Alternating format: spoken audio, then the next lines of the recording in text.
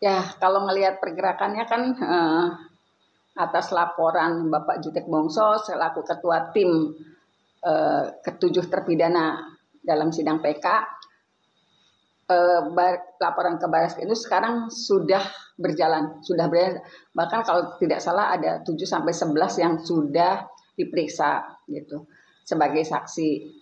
Dan saya juga salah satu di antaranya mengenai dugaan tindak pidana yang dilakukan oleh Bapak Rudiana selaku pegawai negeri sipil gitu.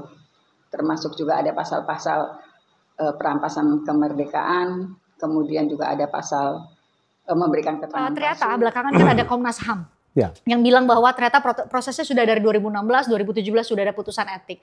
Betapa tidak adilnya apa yang dialami sama para terpidana yang itu dikonfirmasi ya, ini bukan lagi dugaan, tapi dikonfirmasi oleh Komnas HAM sendiri bahwa memang ada dugaan penganiayaan. Pelanggaran HAM ya? Pelanggaran HAM, dan itu termasuk pelanggaran HAM, penganiayaan, penangkapan sewenang-wenang, dan juga pembatasan akses terhadap bantuan hukum. Tapi sanksinya sanksi etik. Itu sanksinya sanksi etik. Sudah disanksi, tapi apakah itu sudah sepadan dengan apa yang mereka lakukan? Kalau mau balik lagi ke rasa keadilan kita, mau pakar hukum atau enggak Bang, pasti kan tercederai juga nih rasa keadilan kita. Orang sampai babak belur, kemudian hanya di sanksi etik. Karena harapan kita adalah Polri juga secara aktif untuk bisa melakukan proses secara pidana dong. Kalau memang ada anggotanya yang terbukti melakukan itu. Tapi kan dari 2017 sampai sekarang nggak ada proses. PK kasus Pina itu sudah diterima di Mahkamah Agung pada tanggal 4 November kemarin, Pak. Dan sudah ditunjuk majelis hakimnya. Tinggal menunggu penentuan jadwal sidang. Mekanisme PK itu begini. Jadi permohonan PK ini kan dikirim ke Mahkamah Agung. Nanti di kepanitraan itu akan ada petugas yang mensortir. Di situ kan Mahkamah Agung itu kan ada perkara perdata, pidana umum, pidana khusus, perdata umum, perdata khusus, tata usaha negara, dan agama militer. Maka oleh petugas akan disortir. Kalau nanti itu masuk pidana umum, ya akan segera diteruskan ke panitera muda pidana. Nah, setelah itu nanti akan ditelaah oleh bagian penelaah. Artinya kalau hasil telaah itu dinyatakan lengkap dan memenuhi syarat formil, maka akan dilanjutkan ke Hakim Tinggi Pemilah seperti itu.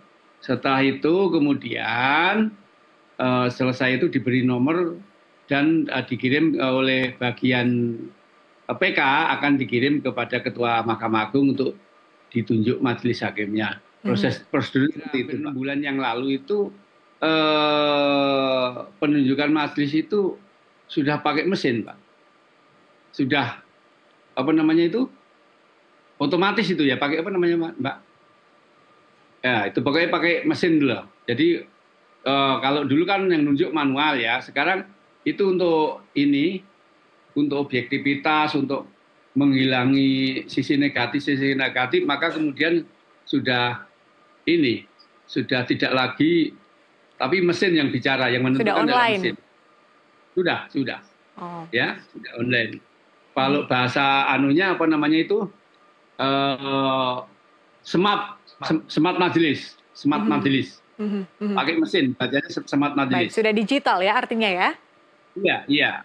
Okay. Nah, nanti biasanya seperti itu, Mbak. Kadang-kadang, Mbak, kalau ketahuan ada splitan, biasanya itu petugas kepanitraan memberitahukan kepada pimpinan atau kepada majelis bahwa ini splitan begitu. Kalau nggak diberitahu kan nggak tahu kalau splitan.